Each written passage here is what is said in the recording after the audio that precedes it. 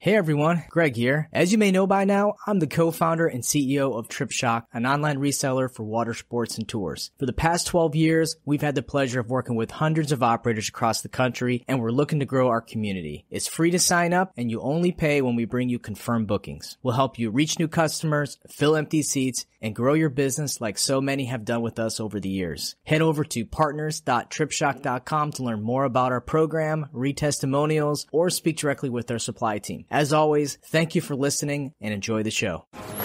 They come to relax, enjoy the beach, have fun, and spend money. And that's where we come in. This is the Awkward Watersport Guys podcast. Find out tips on the best ways to market and operate a water sports business. If you're a water sports operator, you need to grow your brand, operate more safely, upgrade your operations, and of course, increase bookings. We're industry veterans, broadcasting from Destin, Florida. This is the Awkward Watersport Guys podcast. And this is Kevin O'Neill and Greg Fisher.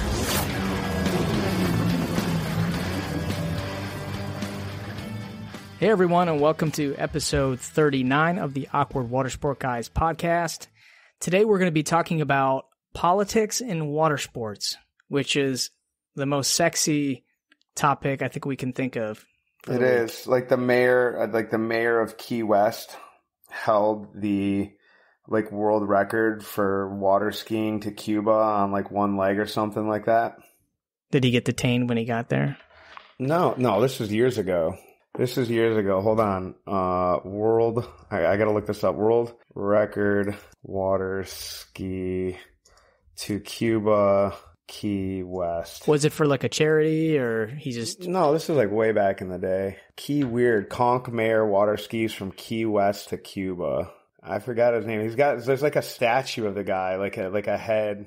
Is the water... Mayor Charles Sonny McCoy. I mean, is the water even flat enough to do that? He did. This was 30 years ago. Oh, man. Celebrates Key West's inherent quirkiness. 1978, the year I was born. 100-mile-plus journey from a local reporter. And I don't know if he did it one leg. 5-foot waves. He used a 10-year-old single slalom ski in which both feet affixed to one ski. That's what we need here in Destin. We need a fucking mayor like that, dude, that wants a water ski that loves water sports. There's a lot to discuss today. We'll try to keep it under an hour, but the reason why Kevin and I wanted to bring this up, and we thought about talking about this months ago, because there has been a lot of activity politically involving water sports, boat rentals in our community. But Kevin has been dealing with this for about a year and a half, 2 years.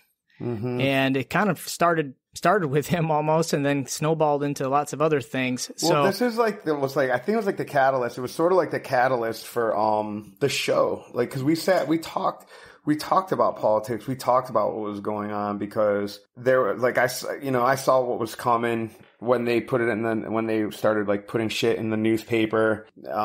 I kind of saw it coming, and so we talked during the whole day of play fiasco, and then I called you again later, and I was kind of man, I think the county's coming for us, man. And yeah. So it was kind of it was almost the catalyst for this show, because it was part of what we talked about when we got together. Because I was hey man, it's in Northwest Florida Daily News. They're they're building a case. So so we can get into it a little bit, but we're going to give you some actually good tips and tricks how to see things coming a little bit, as it were. So before we start, just a couple quick announcements. Arrival just added the early bird registration. So we talked about Arrival 20 times in the past podcast, but just a quick recap. Arrival is a conference for the activity and tour industry. And Kevin went last year, or not last year, but the year before that. And then I've been to the last two, but it's one of the best conferences when it comes to our industry. And they don't specifically talk about the only conference. Yeah. They don't specifically talk about water sports, but there's going to be more emphasis on water sports this year. In fact, there's going to be a pre-event that Kevin and I and the TripShock team are going to be facilitating, and we're going to have more information on that. But we look forward to having all of you guys show up, and we're going to do the thing. We're going to network. We're going to share ideas. It's going to be an awesome time. So definitely take advantage of that early bird pricing. Go to arrival.travel. You can go to the Orlando event, and then you can get all the information there. But definitely take advantage of that. And that is the only piece of And tell them the Awkward Watersports Guys sent you. Can we get a promo code? Because I'd like to go for free. We're not like getting paid again. $0 for this. Yes. I feel like we always have to like preface that, like we're not getting paid. Like we got to get on the early bird special because we're paying to go. So we're doing this. Hopefully, maybe next year. Old Douglas will give us. Most of our listeners are in Florida. So, or in the South, I should say. Make sure you're there. I mean, come on. Like, this conference doesn't always happen in Florida, so be there. Yeah, unless there's a hurricane. Which we hope that doesn't happen. Mm-hmm. So, I guess let's jump into our show. So, Kevin, I want you to start with talking about your experience with your day of play package, because that is somewhat of the catalyst of what's happening here locally, but this stuff has happened all over the country. And I think it's just a good way to start the conversation. Then we can get into more of the specifics. Yeah. So, I wish I was like the first person this happened to, but it's actually happened in the past. The inspiration, if you will, for Day of Play came from the Key West Party Cat Do It All trip. And Rich started off the same way, like the same thing. He was like, found this like little island and, set up shop and was doing stuff out there. And then the county came and as I mentioned before, it's my dream because he's gone to war like with the county down there like a bunch of times. So this is not isolated. This can happen to you, kids. Be wary. I mean, and then afterward be weary because it sucks. There's these spoil islands, and if you're unfamiliar with what a spoil island is it's basically like dredged up sand. So I don't know, back in the 50s or whatever, or 60s, whatever it is, when they dredged up these islands to make way in the Intracoastal Waterway in Santa Rosa Sound, they had to do something with the sand. So they just kind of like dumped it off into the side of the bay and just made these islands and trees and shrubbery and stuff. And it's all like not maintained. The county doesn't do anything with it. I mean, it's literally, it's spoil, it's just sand. And so there's no development of it, but locals go out there and they go boating and stuff. We always try to be super aware of that and not like infringe on the locals. But here we have this place it's called Crab Island, and if you're unfamiliar, it's like sort of like a Lake of the Ozarks, Lake Havasu. Everywhere that has water has a place. In Miami, maybe it's called like Belle Isle or something. No, not Jesus, Belle Isle, Detroit. But something Belle, I don't know. Regardless, it's where boats all conglomerate and all get together and all tie up and have a good time. It's just Crab Island in Destin is like, it's every day. It's all summer long. Some places just have it a couple weekends but for us, it's a huge tourist attraction. So a few miles down, attached to the bay, we have our sound and then these islands. And so I set up there because I didn't want to be like a tourist trap. I wanted to be like super niche, and that was my draw, is that we weren't going to Crab Island. We were going somewhere else. We were going to a new place. But because it resembled Crab Island, because there was inflatables, because we had chairs out there, because we had umbrellas, we had jet skis, there was this huge push against what I was doing. But it was unbeknownst to me. The locals were, a couple people had come out and said stuff to us. Actually, one of our county commissioners came out there with a news crew, and I didn't even know it was a news crew because it was 7 a.m. I was on day bazillion straight of working, and so I'm out in the water, like waist deep water, setting up inflatables, setting up chairs, captaining, doing all this stuff. I'm like hands, on the ground, whatever. So they roll up and. The way the commissioner was dressed, he was dressed like a sheriff. He had like some like orange life jacket on, and they were doing some weird PSA, and they were filming it. And I had no idea. I thought they were Coast Guard because the cameramen were in like all blue, They were all like blue outfits, like orange life jackets. They look like Coast Guard. So I'm like trying to give them, they're like, what are you doing here? And and as soon as I start talking, they lift up the cameras. And I'm so dumb. I just, in my mind, I thought maybe they were like doing some type of like, recreational waterway rules or something like this. And I had no idea why they were filming me. I really didn't. It just didn't even dawn on me. So I'm like on some tear rambling about whatever, like, here's all my shit. I'm on the consortium. Here's my drug test. Here's my captain's license. I pay, they want vendors at Crab Island to pay permit fees. Even though I wasn't at Crab Island, I still wanted to play by the rules. So I paid the permitting fees. I had everything. I think there was much to the chagrin of the commissioner because he thought that I was out there not like, that I was just some, whatever on a boat, just squatting on the spoil islands. And when they didn't have anything on me, when they couldn't be like, well, get out of here, you're breaking the rules, or the Coast Guard, like when I was doing everything by the book, they had to mount this campaign against me. Oddly enough, another guy who was running for the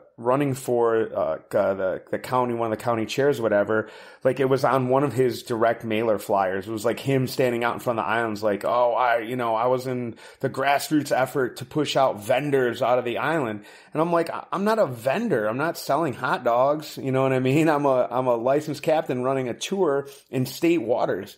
To this day, I question legality of what they did, because when I went to the meeting, they had this county meeting about this. I had no idea. I thought it was just like a little addendum. I thought, there'd be like 5 people in the room, and I get in there and the whole place is just filled with all these locals.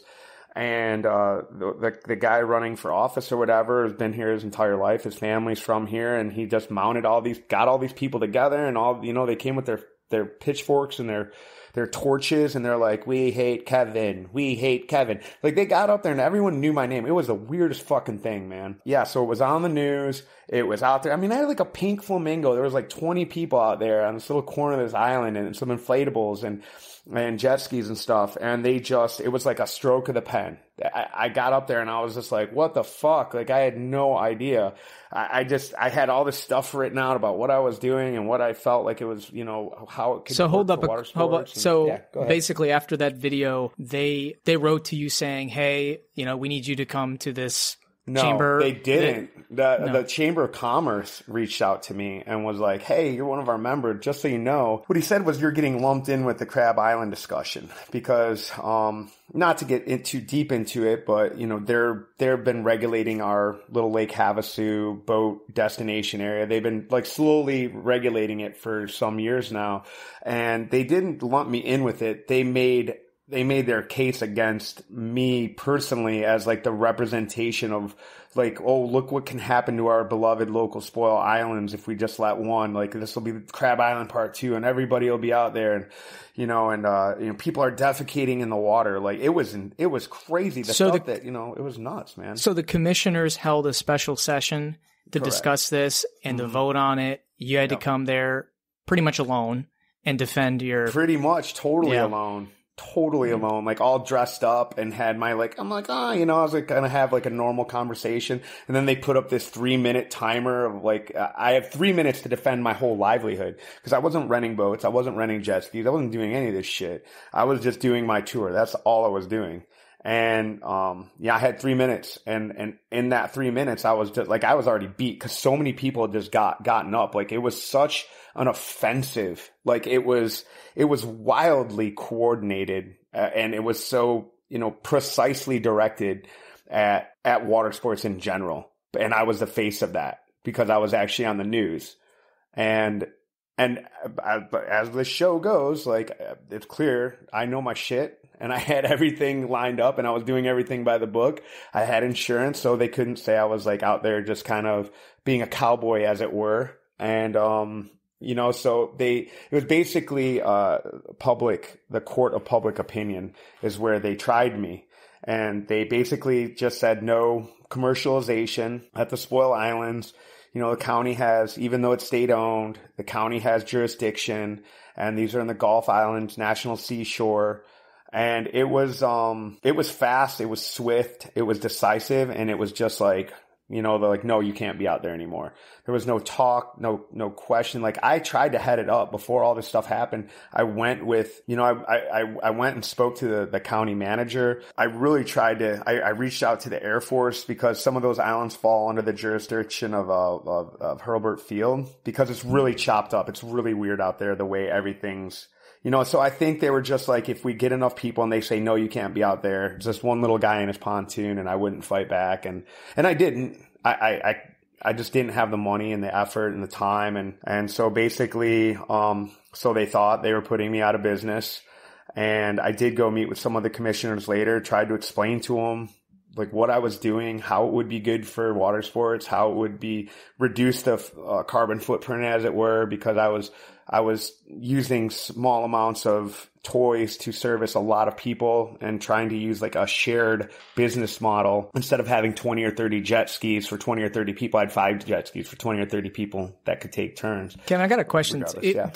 Is it considered commercial activity if you rent a boat and then go to the Spoil Islands? No. Okay. No. And that's what I tried to fucking explain it to him. And so, as you well know, this is the huge problem with Crab Island, that they're like, we can't get our hands on it, you know? So yeah, you can rent a boat and go out to the Spoil Islands. You can rent a fleet of jet skis and take them out there. So technically you could just rent all this shit from me, which you can at destinywateradventures.com, and go out there and fucking do your thing, you know? No, clearly, I don't push that. I'm not like, hey, you know? So is there a difference between operating in the water and operating on the beach? There is. So they say that if you, well, it's real tricky. They say the water's like it's like basically like, so they have that weird rule about the water line on the beaches and, you know, where you can have your chairs and stuff like that here. There's another huge fight about that sort of stuff too, about what's considered public property here in Northwest Florida. There's private beaches and there's chair services, and, you know, they get in these huge fights about this every year too. So they kind of apply that to the Spoil Islands, but then they said that, you know, like the parks own the water out there, so that the county owns the island, and then the Gulf Island Seashore like manages the water. So it's just this, you know, weird. Oh man, my dog's going crazy. I mean, as far as the legality of it goes, I would probably have a good case. Like, there would probably be a good fight, loss of revenue, like all this stuff, because there's always been a clear division, and there's always been this huge like jurisdictional issue. So what made you not want to fight? Is it just the time, energy? You know, were you happy with just the pivot? Now let's talk about that. Yeah. So day of play is done. Mm-hmm. But what's going through your head? I'm going to fucking rent. I'm just going to rent. I'm going to rent everything. Like, and I tried to explain that to them. I tried to explain. I'm like, look, man, it's not like, all right, now I'm just going to take my boat and rent it. Now I'm just going to take my jet skis and rent them. Like, I was trying to do a controlled environment. I was trying to make things controlled and safe, and like lifeguards on duty, and create. It was real funny because somebody said at the thing, they were like, so because the concern was, well, what if more people come out there and do what you're doing? I said, well, you'd probably have a lot less accidents. I don't know. So yeah, now instead of me being there, they can just have their own day of play if they want to. And they can go to all the islands, not just one. They can go to wherever they want to go.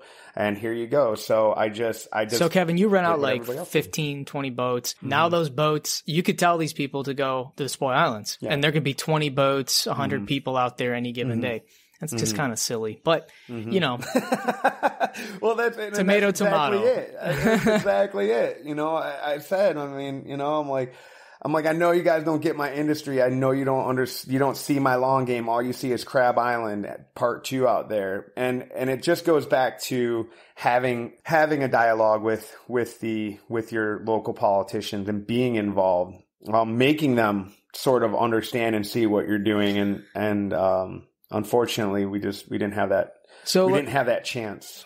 Yeah, let's talk about that. So after that whole fiasco, there was a lot of conversation with our local leaders about further regulation. Now, Destin is one of the only cities in the state of Florida that has an active moratorium. We won't get into the legalities of whether or not the moratorium is legal or not. That's left up for the attorneys and people to decide. But at the same time, we're one of the few. Now our county commissioners want to look into the safety of our rental operations, but it's all optics because boating has really increased over the past year because people are not going on vacations. They're staying home. They're looking for ways to, entertain themselves locally. And we have the best waters.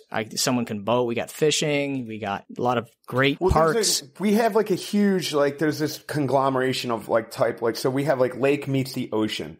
So you have deep sea fishing. You have all these offshore commercial, charter fishing, commercial fishing. And you have the Back Bay, which is home to all this recreational boating. So basically anybody can get on our waters and experience a myriad of different things to do. So this sort of invites a lot of different types of vested interests in the community. So there is you guys might be listening to this and going I don't get this. I don't understand. Why wouldn't your local politicians really love this? Because there's a lot of what's called the good old boy system. Everywhere has it. When you listen to the story of Uber and fighting the institution of taxis in San Francisco and New York, these unions got out and they fought tooth and nail to keep Uber out. So, and the same thing has happened in Key West with the trolley stuff, with the trolley tours. So every community has these sort of vested interests, these people that have been put in power by the industries that have kind of controlled, and we're by no means any different. And in fact, it's actually refreshingly honest, some of these meetings that we've been at. Yeah, I mean, some of our leaders have point blank said that they don't want our cities becoming the water sport, known for water sports, and they're pretty frank. I mean, it's completely subjective because maybe they've come from a different background, and that's who the voters that put them in office. Everything is subjective when it comes to what you want your city to look like in the next 5 to 10 years. Do they want it to be a water sport city? Do they want it to be restaurant and boating, sailing, whatever it is? But that's kind of where we Kevin and I really have noticed in the past couple of years that it's really, it comes down to it, it's very subjective. But more so than that, the politicians that don't really care about the water sports or the fishing industry or the commercial sailing or whatever, they have no vested interest. These are the ones that you have to educate. And I think that's where I'm kind of going with this is education of your local leaders is paramount. And just the last year, the conversations I've had with city council members from both municipalities and our county, Okaloosa County commissioners, they have been very thankful of the conversations that we've had with them. They don't know boating laws as well as we do. So when there's a citizen that is upset about something and they're going to that commissioner, you want to be able to control that narrative somewhat, because if they're in a commissioner meeting, for example, we were at a commissioner meeting, Kevin, you were there, when they were talking about how 14-year-olds are able to operate personal watercrafts alone. And that is absolutely false. Well, it's not. So they can if it's their private jet ski. Correct. Yeah. But yeah, they were saying that 14-year-olds could come up and rent jet skis. They have mom's credit card and rent them from liveries, and that is false. There's nobody doing it. But that narrative, but the funny thing is that one of the local water sport operators went to that commissioner, explained to him that is not true. However, the next commissioner meeting, it was brought up again. No one heard that this was a false statement. It's not something that you can just do once and forget about it. You have to be active with your local community. You have to talk to your commissioners, your council, even some of I don't know what you want to call them, bureaucrats. And sometimes you have to fucking fight. Yeah. And that's what it comes down to. And sometimes you can't fight with logic. You can't fight with reason. Sometimes you have to fight with lawyers. I didn't. I was a very vocal advocate that we did. I'm still going to be an advocate that we do at some point moving forward. Possibly, I don't know. It can beat the fucking shit out of you, and they know it. And I don't mean to sound like conspiratorial, but this is like, politics is a game. It's like, I recently got into Game of Thrones, and it's really funny because it really is like, it's sort of like that. You know, there's all these pieces that are being played. There's all these things that are happening. And when we got into this, you really see, even at the local level, how tricky this whole thing can get. Like, I asked Greg that we get together and talk because I saw something in the newspaper, and it was so benign that it didn't belong in the newspaper. And I just was like, man, this really seems like they're mounting an attack. You know, because it was something about the congestion at a park or something like this. And you could just hear the language of it. And you could sort of hear... For the past 2 years, every article in our local newspaper has been negative about water sports. Just so we're clear on this, guys, I'm sorry. I just want, so everybody's clear. It's like, this has been a huge thing for us, and we haven't really talked about it on the show. You know, we've tried to remain impartial. We tried to keep our head down and fight because the cards are so stacked against us here that I know Greg and myself are both like, should we say anything on the show? Should we not say anything? Should we just be quiet about it? And there's been times we've gone to these meetings and been extremely vitriolic. You know, Greg has shed his nice guy veneer and, you know, got into it. I've gotten up there and rambled.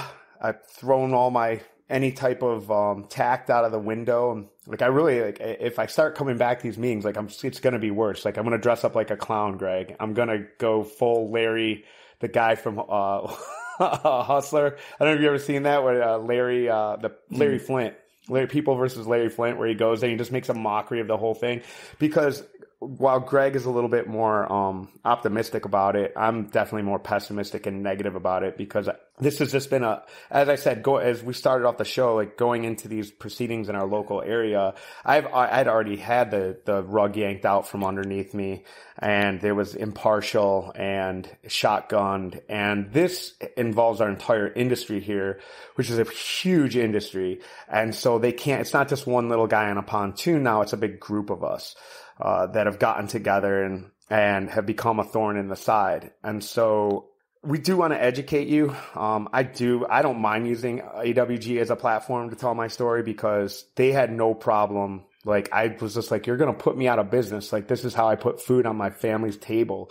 Like, this is how we live. And they were just like, one of the chiefs said, the needs of the many outweigh the needs of the few, and banged his gavel. Well, you know, Kevin, one of the things that I learned through the process, so you talked about me being vitriol. Like, I am a very calm, patient person, but I went up there and I prepared statements that were very targeted, and they did bring out a side of me that is not typical in a public view. I was angry, but at the same time, one of the commissioners told me that you're not going to get anywhere by coming up there in the public comments and just yelling at us. And I kind of thought about it, put myself in issues, and said, you know what, he's right. You know, I have to tone it down because, you know, or you attract more bees with honey than vinegar. Is that the statement? Is that what you tell me? You catch more flies with honey than vinegar. I don't know what it is, but at the same time. Right. But at the same point in time, when the problem is that the minds have already been made up, you know, so their minds have been made up, and they don't mind putting people out of business. You know, they had another operator that went through the entire process, did all his due diligence, by all means followed every single letter of the law, and they would not let him operate. So when I see these things happening, I feel like it doesn't matter if our honey was filled with gold. Like, there's an agenda, and it doesn't matter what we do other than start running for office and start getting involved in politics and start becoming more of a thorn in the side and more vocal and more pissed off.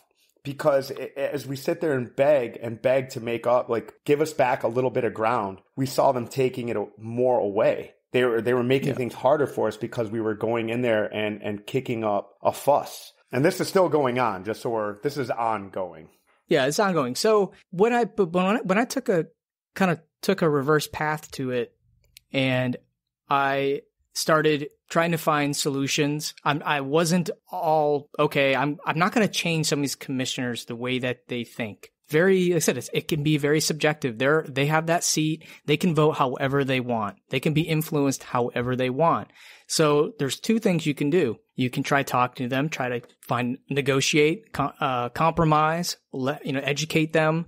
That's one way. The second way is that when the elections come, that you can support people who you feel would represent your industry or represent the city in the way that you feel the future is. Those are the two things you can do. Oh, there's number 3. You can fucking sue them. You can sue them. You can fucking sue them. Honestly, I think suing is the absolute last resort. I agree. Absolute last, because first of all, it's going to be tied up for a long time. You're going to have to pay a lot of money, and it's something that you'd want to do together and not alone unless you are ready to. They're a big company, but that is absolute last. Because it's happened, and we've won. Our industry has won. We have won in these good old boy systems where somebody's got a vested interest, where they've stacked the deck for their own personal gain or their industry's own personal gain, and they've been fucking sued. It happened in Key West. It's a matter of public record with Duck Tours. And Duck Tours is a huge company. Obviously, they were tied up for years in court. It went on for years. But they sued them and won like $12 million. They ended up losing anyway, because they got the federal government involved and the EPA got involved, and then the EPA shut them down. So, I mean, there's those, don't get me wrong, a nice $12 million judgment definitely doesn't hurt, but they lost the right to operate. Ultimately. So I don't know if that's a win, if that's a loss, how you want to look at it, but at least they went down swinging. At least they got some money. At least they got something out of it. But anyway, and option 3, you can sue them. True. Now, but the thing is, many of you are probably in areas where water sports are not even a part of the discussion. Like, none of the commissioners or your city council members are even thinking about it. But you know what? I disagree, man. Yeah, I'm saying, I'm not everywhere. There's a lot of places, but there are some. There may be some listening here that are like, no one ever talks about water sports. They kind of leave us alone. But let me tell you, they will come talk to you eventually. Something is going to happen. Someone's going to get on a lake. Someone's going to get into incident, and then it's going to be all in the news, and they're going to be talking about how terrible your operation is, and then your city council members or county commissioners are going to get a hold of it. So anyone that wants to ensure the sustainability and future of your business and your industry in your neck of the woods, you got to start talking to your city council members, chamber of commerce, and making people understand what you do. I think that was the problem in Destin for a long time, is that water sports have kind of operated mom and pop, kind of everyone was for themselves. And I've been doing this for 12 years, and I know a lot of the operators, and not everyone really communicated or worked together. I've seen a lot of that recently, which has been awesome. But the lack of education, the lack of getting involved in politics can hurt you in the future. And we're kind of playing catch up now. I've seen some good, and I'm going to talk about some of the good stuff, because it's not all bad. So, because when you hear it from me, like Greg knows, like we actually have like a group. There's actually like a group of us, and I helped formed it, and I still haven't signed up. Like, I still have not signed up. And I know Greg, it was like a weird thing. Like, me and Greg had like a lot of personal conversations, but we actually have like a group form, like almost like a coalition. We have an official we have like official coalition. Yeah. And I'm not signed up for it because it fucking, like, I get so angry and I get so depressed and I get so worked up about it because it's so frustrating to have your dreams and your business and your life and everything you've worked for your entire life to feel like somebody can just take it away because it doesn't agree with them, because they're like, well, my business is getting its ass kicked by you. You're taking up all the dockage. Like, we live in a free market economy, and it's very frustrating for me. And I'm not trying to take it down a negative road when you want to take it back to a positive, but it is. And it's extremely hard for me when I've been taught my whole life that if you work really hard and you play the game by the rules, and then you can have that dream. That American dream can be yours. And when you see what I feel are dirty politicians stacking the deck because it favors them, and the work ethic goes out, the free market, and what the people want, whether or not they live here or not, they still dictate our economy, and that they stack that deck against us and yank that rug out from underneath us willy-nilly because they have the power to do so. It really sours me, and it makes it hard for me to see all the positive that we've had done. So then I just put my head down and I grind, and I try and like operate my business as safely and positively in our community as I can. But Greg is right. There's been a lot of positive that comes out. So you go ahead. Yeah. So let me talk about the positive. So being involved with your local CVB, Convention Visitors Bureau, Tourist Development Council, that's a good thing. And it goes back to like educating your local leaders. Well, your TDC director and any of the people that are involved in the TDC I would consider them local leaders, and you need to be educating them. And by us being involved with them, there is a coastal resource manager with our CVB, which not many of them have, opened up some doors. And one of them is we are working on a navigational video, and they sponsored that navigational video and put up quite a bit of money. I think it was like $7,000 or $8,000 they put into it. That's a public-private partnership I would consider. And again, like the county runs the CVB. I mean, they're part of the same entity. So that was pretty awesome that we've actually established that relationship, and we're doing something great together. Because at the end of the day, I think that most leaders are focused on safety. There's a few of them that deviate from that and make it about their own issues, but most of them, I think, care about lawyers and politicians historically known for doing things that don't serve their own self-interest. Yeah. So, yeah. But there's a lot that do care about the safety of it, because I mean, the past year waterways are getting more congested. That's the truth. I want to interject. Yeah. And I think the thing is going back to actually talking to them, emailing, reaching out, seeing who's running, and talking to them, because you're going to get a pretty good idea of who's like cares, who's in it for the right reasons, and then people are in it for the wrong reasons, right? And I don't want to make this like a left-right political thing, but it's like the whole cop thing, right? So there's good cops and there's bad cops. There are politicians that are fucking power hungry. And that's what they're in it for, power. And then there's people that are in it because they care. They do care about the community. They care about their business community. They don't have any dogs in the fight, And if you sit down and have conversations, you're going to get a pretty good idea, because we have luckily sat down and talked with some of these guys. You're going to have a good idea for who's a bureaucrat and for who's a populist. And so I can't stress enough, reach out. If they don't reach back out to you, if they don't speak to you, they're playing a political game, because they at the end of the day are public servants paid by our tax dollars, and they have an obligation to speak to us. And it doesn't matter if they agree with our business or not. Dialogue, education, these things are paramount to any functioning society. Yeah, I think there's like some intimidation factor that people think that they can't have a meeting with a local council member or commissioner. They're very easy to reach out to. Email them, call them. I mean, I rarely have issues with the city of Destin getting a hold of somebody and getting a response back. And even the county commissioners, I always get an email back. They might not meet with me face to face, but I'm always getting something. And I think no matter where you're at in this country, I think it's going to be the same. But don't ever take it for granted. Like, they're there to serve you and the interest of your business, whether or not they agree or disagree with what your issue is. They're there to listen. The ones that are, at least they might say, hey, I listen to you, but I just disagree. But educate them, at least try. If you're just going to sit there and think that, they're just going to say yes to everything without getting to know you. And you as a person too, that plays a role. People, honestly, I know that there's times where I think negatively of a situation, but I meet the person behind it. And now I understand why they feel the way they do. And my perception has changed.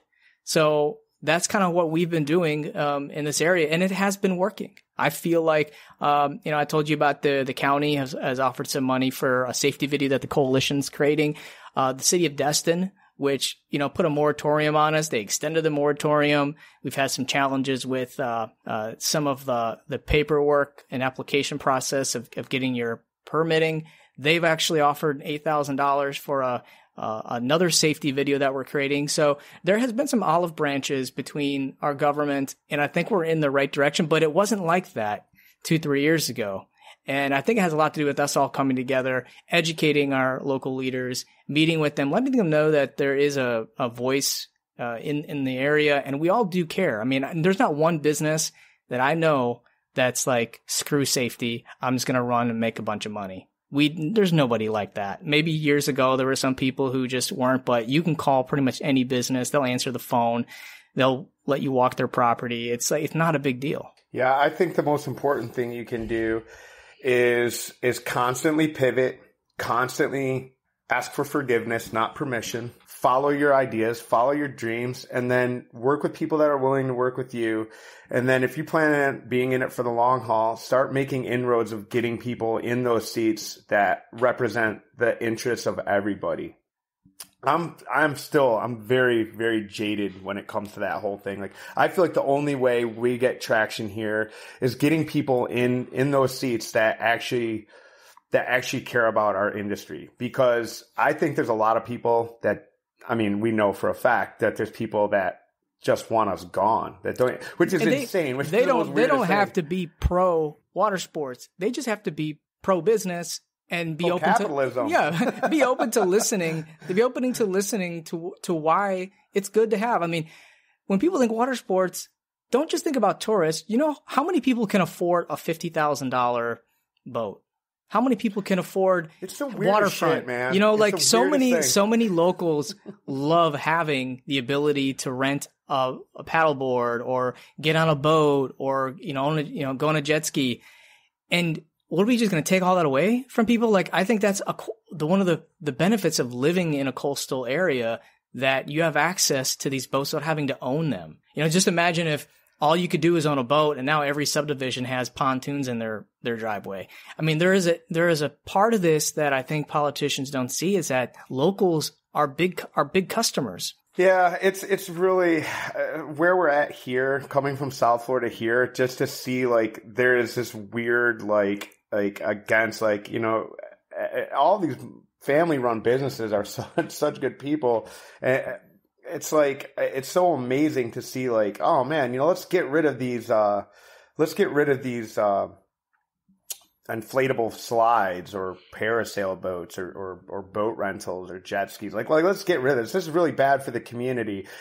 Meanwhile, there's like another pawn shop opens or like a fucking, like a massage place. You know what I mean? Like it's a Chinese massage place. So weird to me, CBD. When they open up a Chinese massage place, I mean, come on. Or right. Or every gas station that sells kratom and over-the-counter drugs. Or like, there's all this stuff that's happening in our community.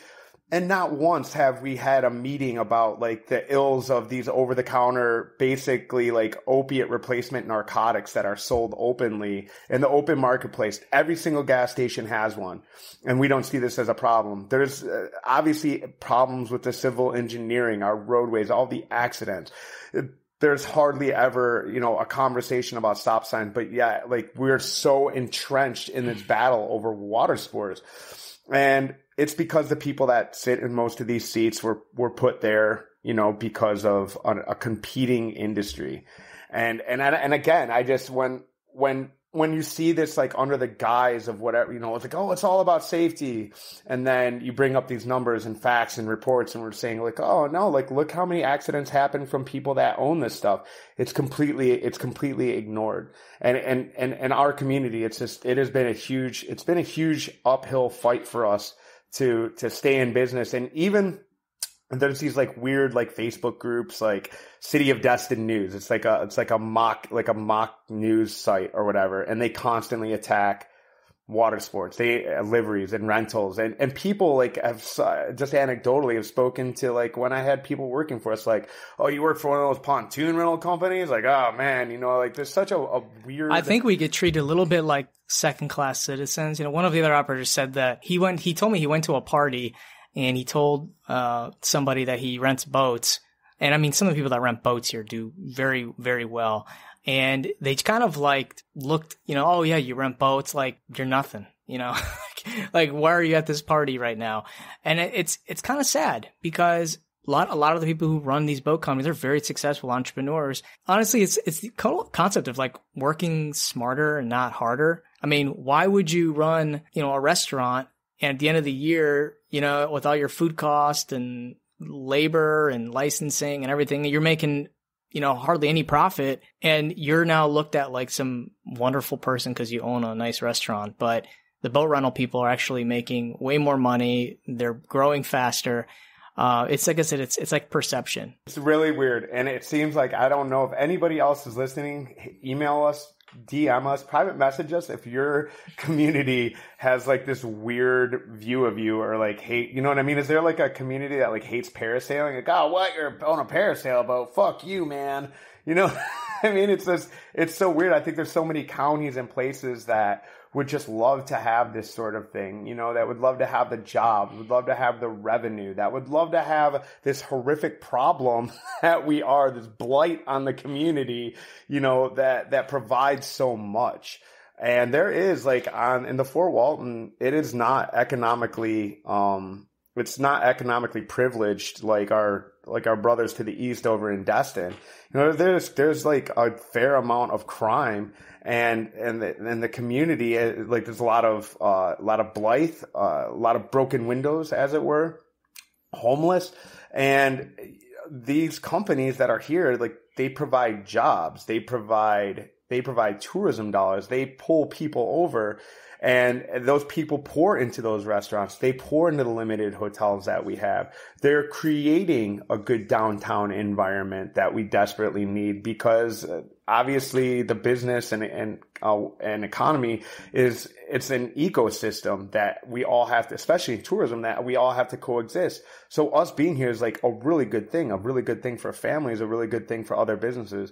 And when you have to fight for that, when you have like, you feel like a weird drug deal, like, man, I guess I should just open up a fucking Chinese, a rub and tug and sell some fucking kratom and, you know what I mean? They'll fucking love me. Oh, welcome to, we'll have a ribbon cutting, you know, the fucking people will be getting hand jobs in the back and snorting kratom or how is that people, have you ever seen this shit, this kratom stuff? Like it's a problem, dude. Like anybody can just go buy it over the counter and get like this opiate high or whatever, or like bath salts and shit. You know what I mean? Like what Florida's like, it's mind blowing to me. So I gotta, this stuff is accepted. And like, you know, I want to fucking rent a family a boat and they're like, get the fuck out of here, boat peddler.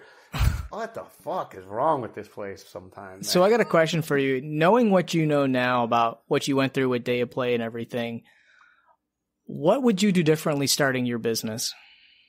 Nothing. So, well, I mean, listen, and here's why. Because it's all led me to this place, man. Like it's led me to be where I'm at today. You know, like it's taught me so much. It's taught me, it's calcified me. It's made me like all my terrible, scary fucking things came true. Like if Day of Play existed during COVID, I would have fucking had my lunch eaten, man. Like everything happens for a reason. I was able to pivot. I was able to learn so much about it. And realistically, I could do Day of Play fucking tomorrow. I could restart it. But would you not, like, I mean, for example, if I was going to start a water sport company, no matter where it is, the first thing I would do, knowing what I know now, is meet with some of the council members and even the commissioners. Fuck that. I would. Never. No. But here's the thing. What if you do something like you did with Day of Play, something really new, and you invest all this money in inflatables and everything. You get set up, a month later, you're on the news, people don't like it, and you're done. and you made all this money, wouldn't you want to have that conversation, educate them about your business, and know where their thoughts are? Because they're going to be in office for 2 to 4 years, and now you have to live with that. So, where are their heads? Are they if everyone on the council is, an anti-water sports, you need to know. I think you need to know that for the sake of your investment. Well, I think ultimately, no. I mean, realistically, if that was it, if there was no way I could have pivoted, if it was like dare play or go home, like if there wasn't a way for me to pivot and I had to still do that trip, I would have fucking went right back out there. They would have had to take me out in handcuffs. Because I know operators that have been taken off the beach in fucking handcuffs, arrested, and they went to court and they fucking fought and they won. And I feel there's a part of me that almost wishes I would have taken it to the mattresses like that. But I was so tired, man. I was so mentally exhausted, physically exhausted. And no, I would never, ever suggest that somebody go to their local fucking and ask permission. I'm not saying ask permission. I'm just saying ask them about the industry, what they know about it. I would say go to your Chamber of Commerce, because your Chamber of Commerce you have allies there. They're an ally of the business community. Now, listen, I'm not saying go and break fucking laws. I'm not saying go do public pickups at a fucking whatever, at a public park. And if they say, hey, don't do that, tell them to go fuck themselves, take me off in handcuffs. I'm not telling you to do that. I'm telling you to play the game by the rules. I played the game by the rules. I had insurance. I had all my shit. But no, I would talk, and I did. I did go sit down with the Chamber of Commerce, and they loved it. Well, I think you're right. That's one thing you're right. We have a phenomenal Chamber of Commerce in Fort Walton. Even in Destin, we have a good one too. And they've been very helpful in navigating me to different people, setting up meetings. And, that might even be a better route than going right to talking to council members or commissioners. But I do think that understanding what your city leaders are thinking, because it could be an investment that haunts you.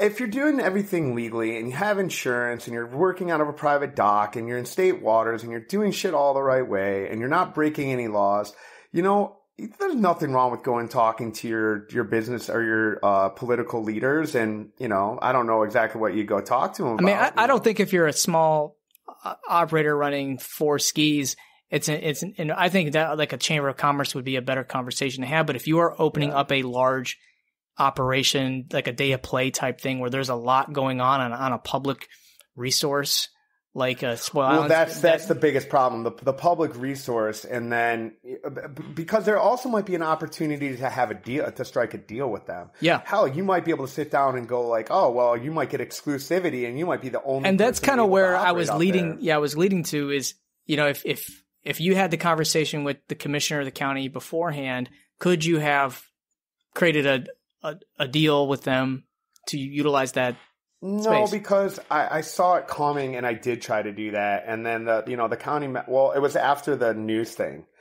I did go to the county and I did go with one of our business leaders here, and we sat down and he was just like, did anyone tell you can't be there? And I was like, no, like I was on the news with the commissioner, and it was fucking pretty weird, and I don't understand why this happened. And he's like, well, if no one said you can't be there, then, and you're not, you have your permits, and you're good to go. And I'm like, cool.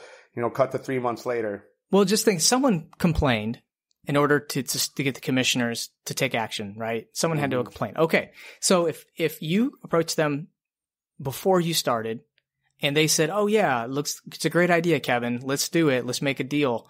You have a contract now. So if someone complains later, commissioners be like, I'm sorry, we have an agreement already with this guy. He came to us.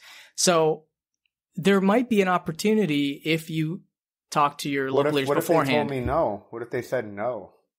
What if they said no? Well, they told you no, then maybe you saved yourself some time, energy, resources from setting it up. I wouldn't be here today, though. You know what I mean? But your business was never predicated solely on day of play. You've always had rentals, even when day of play was running. Not my first year. Not my first year. I didn't. No, it was 100% day of play. We got rentals later in the season, but in the beginning when we first opened up, it was nothing but day of play. Like, we were down to rent our jet skis and do... Well, you had the flyboard, too. I had the flyboard, which was a part of Day of Play. Yeah. And then we started doing rentals later. We started doing rentals in, like before summer hit. But initially, no. I came here because I was like for Day of Play because there was like nothing like it. And I was like, I'm going to pioneer this shit, man. I'm going to turn Crab Island on its ears. Oh, boy. Yeah, I might slow that guy down a little bit. But I also bought a boat. I bought skis. I bought the board. I invested. I didn't have a slip, Greg, knowing what I know now. And then I stumbled in there. I'm like, hey, man, can you rent me a slip? And then they were like, no. And I was like, okay, bye. I guess I'll find somewhere else. And then a week later or something, they called me and they're like, well, what would you be willing to pay? Remember on the last episode, we talked to Ava Ramos, and she said it took her, months to get permits just to do a paddleboard tour because the local leaders did not understand water sports. She said they understood boating because Orange Beach is a big boating community, but it just kind of segues into our conversation right now we're having is that local leaders, they come from civic background. They're not, a lot of them aren't water sport operators coming and sitting on that council. It's very rare you see, a parasail captain or on a council or commissioner. So they need us to explain how things go. And I'm just going to leave it there because we're getting that time. We are, but I want to say, man, that like anybody that's listening to this, that's thinking about getting the game, and this is not meant to scare anybody off, but this game is not for the wary. Like I've heard guys like super successful, like why the fuck would you want to get into this industry, man? Like it is hard as hell because of all the cross jurisdictional bullshit, because of the federal and the state and all the rules and laws that surround it. And then you add insurance in there. Laws. And then the insurance and then the marketing and everything. So it's, like this is a dogfight. The whole thing is a dogfight. I mean, let's not even talk about weather. You know what I mean? Like, especially if you're in Florida, it's a dogfight. But when all the stars align, though. What's that? When all the stars align, it's rocking. When all the stars align, it's awesome, man. There's no other industry. There's no industry like it. But you've got to have a will of steel and never be willing to give up. I think that Greg and I were talking on the phone the other day about something, and you go like, man, are you thinking about selling? Like, fuck no, man. What else would I do with myself? You know what I mean? I'd be weird to be on the show. I'd be like water sport operator Kevin O'Neill and current. You know what I mean? Yeah. Like, and plus, I don't think I get much for it. All right. Well, man. That's it. That's my story, and don't take my jadedness to heart too much, Greg. Greg is absolutely right. Have a dialogue. Talk to people. Be positive. In the throes of it. Be positive. Yeah. Be positive. Be positive. Be positive when until you can't be positive anymore. That's basically what it comes down to. But don't sweat it. I think we're kind of scaring people today, but at the same time, but you got to be understanding of what could happen in your market, and that's it. Yeah, anybody thinking about coming to Dustin, you probably got better luck opening up a fucking casino in Las Vegas. All right, well, hey, if you want to continue the conversation, go to our Facebook group, Watersport and Tour Professionals, and that's a wrap. Thanks for listening, and keep it awkward. You've been listening to the Awkward Watersport Guys podcast. If you're in the water sport industry, this is the podcast that brings the business perspective to parasailing, jet and ski boat rentals, sailing, snorkeling, and everything else. We hope you've gotten some useful and practical information from this show. Be sure to sign up to our email list at watersportpodcast.com and subscribe in your favorite podcast app. We'll see you next time, and thanks for listening.